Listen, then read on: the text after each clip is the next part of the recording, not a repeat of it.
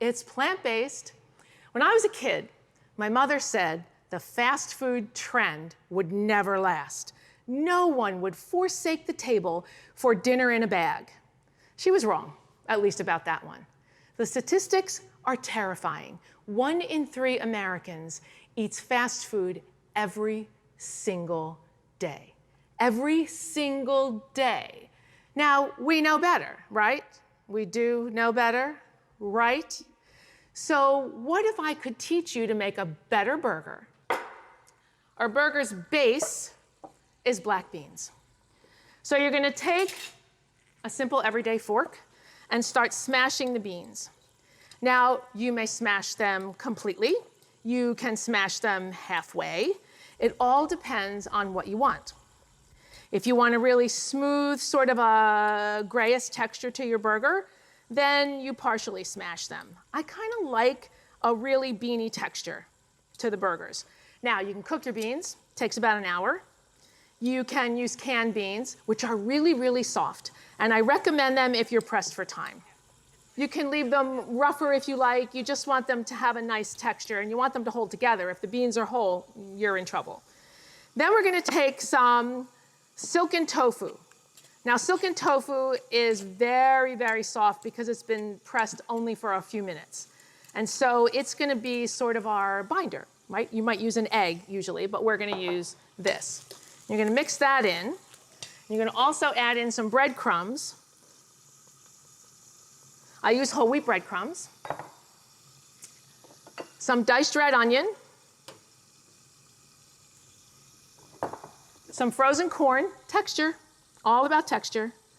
The thing you don't want to do is create a burger that's meaty, because then you may as well just have a burger. I want one that has a nice texture and has some tooth, but I don't really want it to be meaty, right? You get my drift. So now you just mix all this in. I tend to use the first utensil that's in my hand. Is it usually the right one? Sometimes it is, sometimes it isn't. But once it's dirty, I use it. Then we're going to take some jalapeno pepper. And the jalapeno pepper is very mild. On a scale of 1 to 10, it's a wuss, right? But it's going to give you a little bit of heat. So if you're really a wuss, take the seeds and the spine out so that you don't get too much heat. But we're not wussy. So we're going to chop it all together into a fine mince. And this also becomes part of the mix. Now, you can also, if you're really feeling bold, you can add some hot sauce to this as well. But that can get a little overwhelming for people. So we have our jalapeno in, yum. Season it with some salt. A tiny bit of black pepper if you like. I'm gonna use it because it's in the recipe. Not a fan. It's just on my very long and illustrious list of things I don't like to eat. So now once it's mixed, you can see that the mixture is formable, or you might say it's a nice stiff dough, right? So now we'll take the real secret. A lot of people complain that their veggie burgers don't hold together. So a friend of mine came up with this great idea, which I do all the time now, and I love. Take your mixture and press it into an onion ring, right? Slice an onion crosswise and pull off one of the outer rings. And then you press your mixture right inside. Does 2 things. A little more onion flavor, yum, and it also helps it to hold together. You'll never have a veggie burger fall apart again.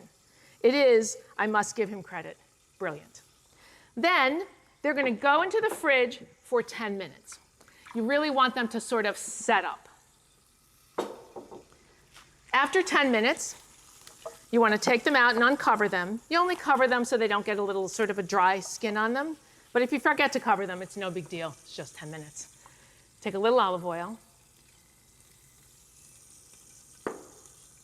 Get some heat under it. I like a griddle pan for this one because it gives me a nice flat surface for the burgers. And then see, refrigerating them has let them really set up. And these are going to go in and cook about 4 minutes on each side. And the potatoes are going to cook for like another 6 minutes. Then we'll flip them, season them, and we'll feast. And now we'll get our burger dressing ready. So the way we're gonna do that is really simple. We're gonna take a little extra virgin olive oil. And before we turn the flame on, we're gonna load up just some shredded kale. Now you can put lettuce and tomato on your burger, feel free, but why not give yourself just a little more nutrition and use some kale? We're still gonna use tomato, settle down.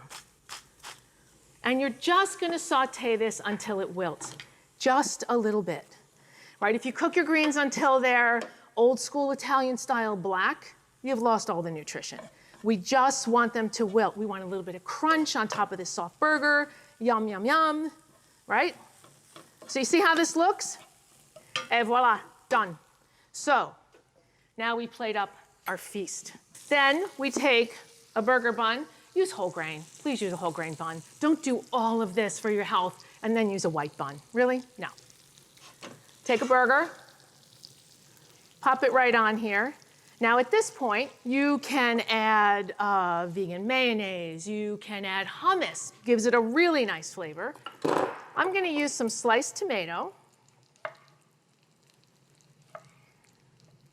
If your knife doesn't slice a tomato, you need to get the sharpener out.